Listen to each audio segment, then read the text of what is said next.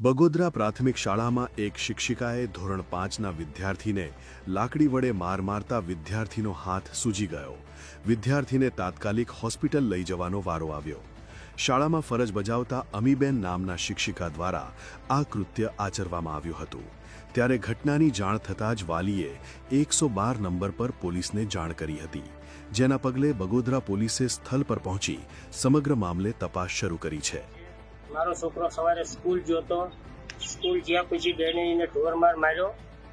બધા શિક્ષકો બગોદરા પ્રાથમિક શાળાના અને બગોદરા પોલીસ જે એનો ન્યાય આવે તે કરે। આ ઘણા વિદ્યાર્થી સાથે આવું થયેલું છે।